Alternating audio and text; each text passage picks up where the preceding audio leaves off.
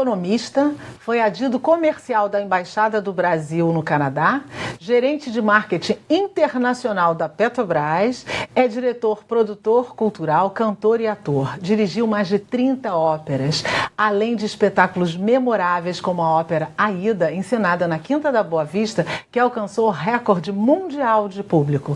Também escreveu e dirigiu óperas populares. É o criador do espaço versátil Ópera Brasil. Foi diretor do Teatro Municipal na década de 80 e, após 30 anos, ele retorna para a presidência do Teatro Municipal, apostando em resgatar a excelência que o teatro merece. É com ele, Fernando Bicudo, que eu converso hoje no programa Perfil. Muito obrigada, Bicudo, pela sua presença aqui no Perfil, para a gente conversar sobre a sua trajetória, que não é pouca, é eclética e que agora retorna para o Teatro Municipal. Depois de 30 anos, né? Depois de 30 anos, com muita alegria, estou aqui de volta ao que eu sempre considerei minha segunda casa. Né? Porque você a frequenta desde 6 anos de idade, mais ou menos isso. Mamãe me levou aos 6 anos de idade, eu estou com 71, Olha. Eu frequento há 65 anos o Teatro Municipal, desde os áureos tempos de assistir os grandes cantores, ver os grandes balés, as grandes companhias, as grandes temporadas. Eu me formei praticamente no Teatro Municipal, porque eu não ia à praia aos domingos. Você trocava a praia pelo teatro? Aos domingos eu ia ao Teatro Municipal, né? Sempre nas matinês, fiz parte da claque do teatro. É? Né? Foi a maneira que eu encontrei de assistir os espetáculos sem ter que pagar. Né? Naquele tempo tinha claque. É muito engraçado, porque havia um senhor de idade que ele tinha um grupo de 5 ou 6 estudantes de música ou jovens que ele comandava lá da galeria, e para ensinar um pouco o público a hora que era para bater palma, né? E era muito curioso, porque a claque do teatro, ela também ela é meio politizada, né? Então, tinham certos grupos no teatro, a ópera, por exemplo, tinha vários grupos, né? Tinha o grupo de certos cantores e eles não se davam uns com os outros, era muito engraçado, era meio como time de futebol, né? E aí os membros da claque eram sempre, como é que eu vou te dizer, eram seduzidos pelos cantores, né? E com isso eu acabei ficando íntimo de muitos cantores e de conhecer maestros, cantores, bailarinos. Isso foi uma alegria muito grande. O que provavelmente contribuiu muito para a sua formação artística, digamos não há assim. A menor dúvida. Embora você seja filho de uma bailarina com um militar. Isso. E eu suponho que a sua veia artística tenha vindo da sua mãe, é isso mesmo? Com certeza. Minha mãe foi minha musa, ela até hoje me inspira. Minha mãe é tudo na minha vida. Uhum. Ela que me ensinou o belo, ela que me ensinou as coisas interessantes da vida, ela que me instigou a descobrir as coisas, né? Ela me mostrou que a vida é bela, né? Por causa das artes. A vida é bela por causa das artes. Eu concordo. Seu pai era militar. Se opôs a você que começou a ter uma carreira de ator depois. Foi ator que você começou primeiro ou cantor? Não, papai, evidentemente, como militar, achava que o seu filho não podia ser ator. Eu fazia teatro até no colégio militar. Eu fui aluno do colégio militar nos anos dourados, né? Igual a minissérie do Gilberto Braga. E eu fiz até o Auto da Compadecida. E até aí tudo bem. Mas depois, quando eu gostei de fazer teatro, né? Fazia parte da sociedade literária e gostaria de fazer uma carreira artística, independente do meu estudo. Mas meu pai não de forma alguma me estimulou. Minhas irmãs faziam piano e balé. E eu não fazia nem piano nem balé, eu fazia natação e basquete. Aos homens era reservado o mundo dos esportes e das mulheres, o mundo das artes. Exatamente. Mas você conseguiu furar esse bloqueio. Só que ele não sabia que eu ficava olhando a aula de piano da minha irmã e fazia os exercícios. E às vezes, quando eu ia com a minha mãe levar a minha irmã para a aula de balé, com Johnny Franklin, que era primeiro bailarino do Teatro Municipal, e aprendia, ficava olhando e adorava, né? Gostava muito. Minha primeira namorada foi uma bailarina, né? Eu tive paixão por uma bailarina, então era uma paixão adicional. Né? E quando a minha irmã tinha que dançar nos espetáculos de fim de ano, no Teatro Municipal, por exemplo, eu ensaiava com a minha irmã pela minha mãe na sala lá de casa. Olha. Sem que papai soubesse. Isso que eu ia te perguntar agora, ele não sabia disso. Não, papai era da Marinha, viajava muito, estava sempre fora, e eu estava sempre com a mamãe em casa, e a casa era uma casa, tínhamos piano, tinha uma vida artística bem pulsante, ativa. Bem pulsante. Sua mãe sendo bailarina, certamente isso te rodeava muito, né? E você acabou sendo ator, você me disse, inclusive, eu pensei que fosse Capitã de Areia, o seu primeiro espetáculo que você protagonizou, mas você fez antes disso algumas coisas, não foi? E foi um acidente, inclusive, né? Porque foi muito curioso.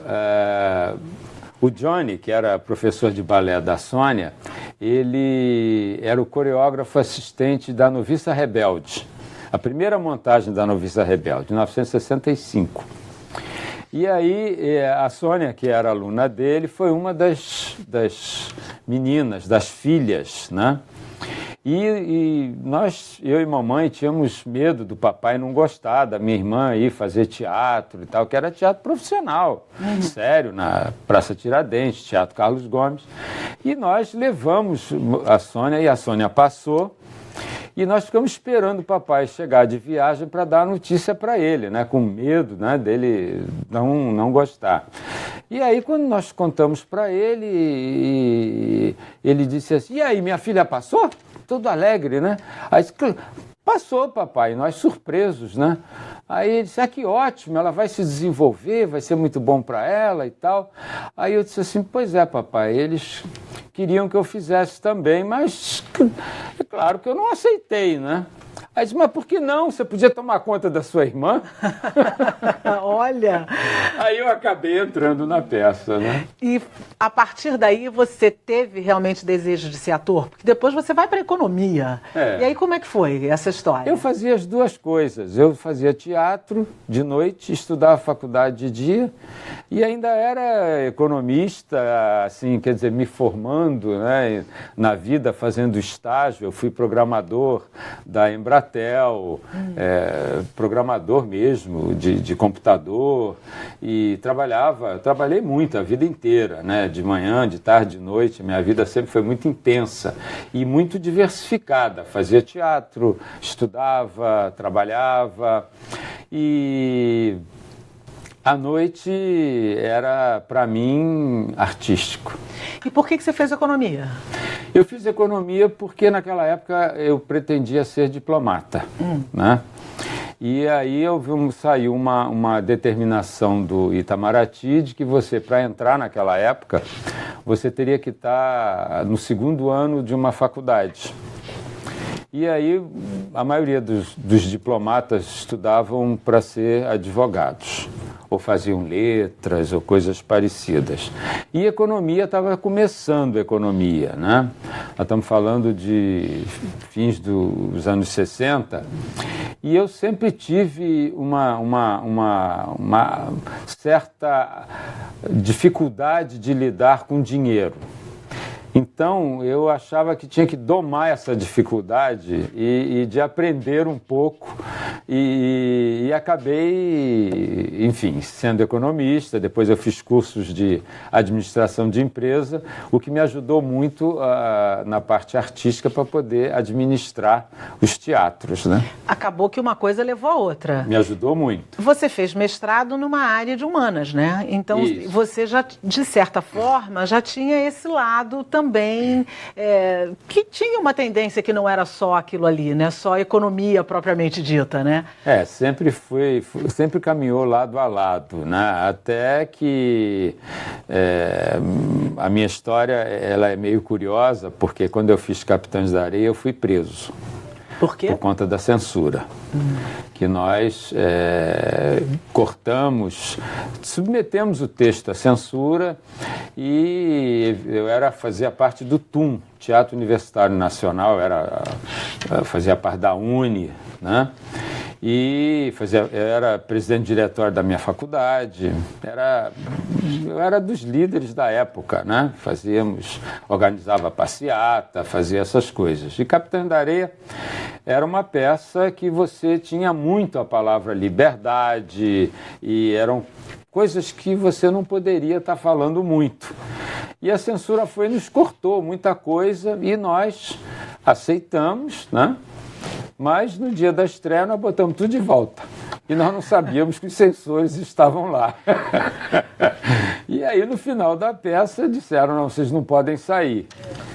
E aí o superior deles lá disse assim, leva o elenco preso, né? Como era um elenco muito grande, disseram, não, leva o chefe. Eu era o líder da quadrilha, o Pedro Bala. Ainda por cima o protagonista do espetáculo. Lá fui eu, né? Foi preso. Então fui preso. Mas, graças a Deus, não cheguei a ser nem fichado, porque o meu tio trabalhava nesse quartel e aí eu consegui sair do quartel sem ser fichado. É uma história muito... Mas era um período muito complicado, né? Era um período muito complicado, um período muito conturbado. E eu resolvi sair do Brasil porque eu sempre fui muito rebelde, né? Eu não permitia, eu nunca aceitei as coisas sem questioná-las, né? E naquele período era muito difícil, você não podia questionar as coisas, né?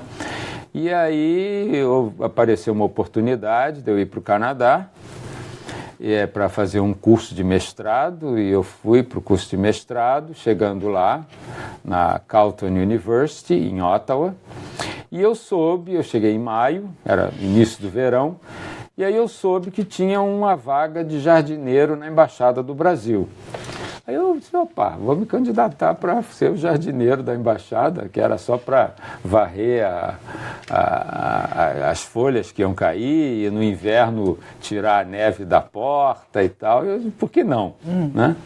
Então eu fui lá me candidatar, eu não tinha brasileiro naquela época no Canadá, e minha mesada que vinha de casa era pequena, eu disse, eu vou suplementá-la, né? E quando fui admitido, me levaram ao embaixador para conhecer, era uma embaixada pequena, né? E o embaixador perguntou o que eu estava fazendo no Canadá. Eu disse que estava vindo fazer um curso de mestrado em economia, né? Em administração de empresa, que era Relações Internacionais. E ele disse, não, de forma alguma você não vai ser jardineiro, não. O nosso adido comercial foi embora semana passada, foi para Trinidad e Tobago. Vai lá para cima que eu vou te apresentar ao primeiro secretário. Aí virei de jardineiro, virei adido comercial. E quanto tempo você ficou fora? Eu fiquei 5 anos em Ottawa. Nessa época. Eu fiquei 5 anos em Ottawa, que foi um período maravilhoso. Conheci o Canadá, que é um país que eu amo. Eu costumo dizer que o Canadá é os Estados Unidos perfeito. É o país que deu certo, né? Amo o povo canadense, uma língua, a gentileza, aprendi o valor da palavra, né?